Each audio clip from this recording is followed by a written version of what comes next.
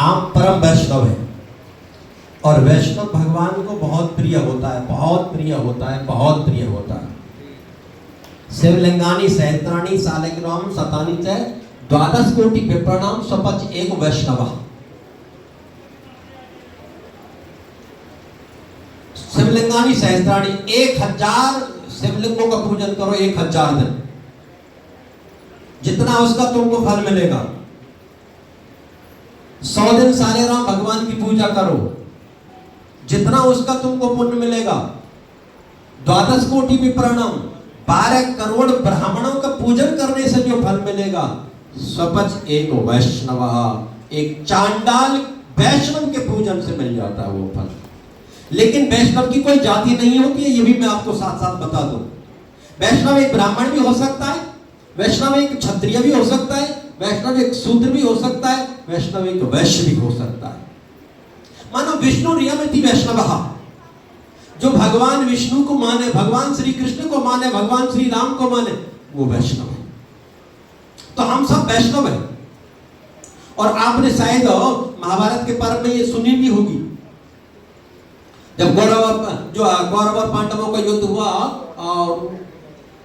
उसके पहले पांडवों ने यज्ञ किया, अश्वमेध यज्ञ किया। कैसे पता लगेगा कि यज्ञ सफल हो गया? तो भगवान ने सिंहासन पर शंख को रख दिया और युधिष्ठिर से कह दिया, जब इसमें अपने आप शंख ध्वनि होने लग जाए ना, तो समझ लेना अब वो यज्ञ सफल हो गया। और यज्ञ की पूर्णाहुति होने वाली थी, लेकिन शंख ध्वनि नहीं हो रही। घबरा गए महाराज युधिष्ठिर, कारण क्या है? तो भगवान ने कहा, अभी मेरा एक परम वैष्णव तुम्हारे यहाँ भोजन करने के लिए नहीं आया है। कि महाराज कितने लोग आ गए, कि नहीं परम वैष्णव नहीं आया। कि महाराज कहाँ है परम वैष्णव, कौन है उसका, आप पता तो बताएं ताकि उसको लाया जाए। तो भगवान ने कहा, वो हरिजन जो तुम्हारे यहाँ रोजाना झाड़ू लगाता है ना, वो मेरा परम भक्त वैष्णव है। जब तक वो भोजन करने के लिए नहीं आएगा, तेरा यज्ञ सफल नहीं होगा। आश्चर्य हुआ। वैष्णव की कोई जाति नहीं होती है। जैसे भगवान की कोई जाति नहीं होती, ऐसे वैष्णव की कोई जाति नहीं होती है। तो स्वयं महारानी द्रौपदी ने 56 भोग तैयार किए अपने कर कमलों के द्वारा, कि भगवान का परम भागवत वैष्णव प्रसाद पाने के लिए। तो अलग अलग पकवान भी तैयार किए। लेकिन 2 चीज मैंने देखी है विशेषकर। एक तो जो बोलने वाला वक्ता होता है, और एक रोटी बनाने वाली जो माताएं होती हैं, वो दोनों बाद में ये जरूर पूछती हैं कि सब्जी कैसी लगी। हाँ, ये चीज मैंने कैसी बनाई, आपको कैसी लगी। ऐसी वक्ता का भी स्वभाव होता है, वो भी बाद में पूछता है कि भाई हम जो बोले वो कैसा लगा, कैसा हो। तो उसी प्रकार से महारानी द्रौपदी ने अपने कर कमलों के द्वारा, कि अलग अलग स्वाद चखेंगे तो मेरे बारे में कहेंगे कि किसने बनाई है ये प्रसाद, तो जरूर मुझे आशीर्वाद मिलेगा। तो अलग अलग थालियों में सजा करके तैयार कर दिया, उनको बुलाया गया, भगवान को अर्पण किया। ब्रह्मार्पणम ब्रह्मा, मेरे श्लोक निकल रहा है। तो भगवान को आह्वान किया और आह्वान करके भोग लगाया मानसिक ध्यान से। और अब महात्मा लोग जो होते हैं, भगवान के जो भक्त होते हैं, वो भगवान के लिए सब कुछ करते हैं, अपने लिए नहीं। पकवान भी बनाएंगे, खूब अच्छे अच्छे पकवान बनाएंगे, लेकिन भगवान के लिए भोग लगाने के बाद में फिर अपना स्वाद नहीं देखते, फिर वो अमृत समझ जाते हैं, ये अमृत मेरे लिए। तो भगवान के अर्पण किया। अर्पण करने के बाद में, और जितने भी वो पकवान थे ना, सबको एक जगह अन्नकूट बना लिया महाराज ने। और जैसे ही उन्होंने गिलास लिया, एकदम संकट ध्वनि हुई, सब चौंक पड़े। द्रौपदी की नजर भी जब उन परम वैष्णव की तरफ पड़ी, मत्था ठोका कि मैंने कितनी मेहनत से अलग अलग प्रसाद बनाया, आखिर इनको अलग अलग चाखते तो स्वाद भी आता, लेकिन आखिर रहे तो वो भंगी की भंगी ना। इन्होंने बेचारे ने कहाँ देखे होंगे ऐसे पकवान। ऐसा उनका भाव हुआ और तुरंत संकट ध्वनि बंद हो गई। भगवान ने तुरंत उसको छड़ी को उठाया उसको मारने के लिए कि मेरा परम वैष्णव प्रसाद पा रहा है, हर गिराज में तुझे बचना चाहिए। तो संत में से आवाज आती है कि ये मेरा दोष नहीं है, ये दोष का कारण जानना चाहते हो द्रौपदी से पूछो। उसकी हीन भावना पैदा हो गई, भगवान की भ्रकुटी चढ़ गई, नेत्र लाल हो गए। सत्य बता कृष्णा तुमने क्या किया? चरणों में गिर के मेरे से अपराध हुआ, फिर क्षमा मांगी, तब हर विराज पर वो संकट होनी हुई। तो भगवान को वैष्णव बहुत प्रिय लगते हैं और आप सब यहाँ जितने बैठे हैं वो सब परम वैष्णव हैं, परम भक्त हैं।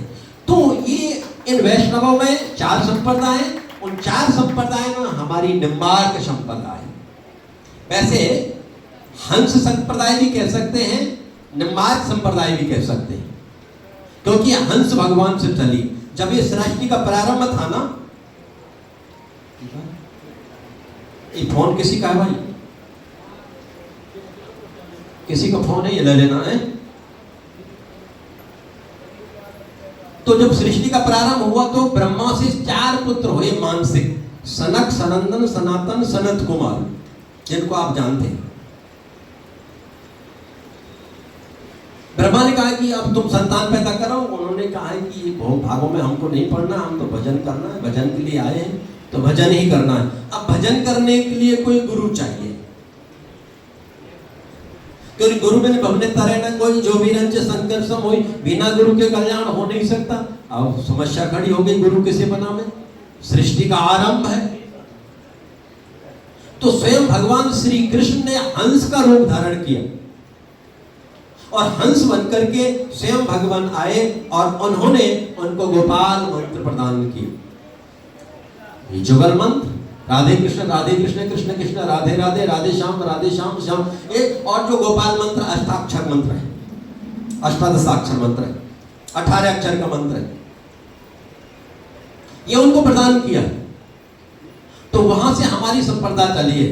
हंस भगवान के चेला हुए संकादिक, संकादिक के नारद, नारद के निम्बार्क, निम्बार्क के निवासा आचार्य, विश्वा आचार्य, पुरुषोत्तमा आचार्य, विलासा आचार्य, स्वरूपा आचार्य, माधवा आचार्य, बलभद्र आचार्य, पद्मा आचार्य, श्यामा आचार्य, गोपाल आचार्य, कृपा आचार्य, देवा आचार्य, सुंदर भट्ट, पद्मनाभ भट्ट, उपेंद्र भट्ट, रामचंद्र भट्ट, बामन भट्ट, कृष्ण भट्ट, पद्माकर भट्ट, श्रवण भट्ट, भोर भट्ट, माधव भट्ट, श्याम भट्ट, गोपाल भट्ट, बलभद्र भट्ट, गोपीनाथ भट्ट, सुकेशव भट्ट, गांगन भट्ट, केशव काश्मीर भट्ट, श्री भट्ट जी महाराज, हरियाल देवाचार्य, सोगुराम देवाचार्य, करहर देवाचार्य, परमानंद देवाचार्य, चतुर चिंतामणि देवाचार्य, मोहन देवाचार्य, बनवारी दास, केशव दास, बालक दास, लाडली दास, सूरदास, महादास, बिहारी दास, लक्ष्मण दास, किशोर दास, गोविंद दास, राधाचरण दास, श्री श्री 1008 श्री हरदास जी महाराज और श्री श्री 1008 श्री गोपाल दास जी महाराज जो सामने आप दर्शन कर रहे हैं। बोलिए गुरु जी महाराज की।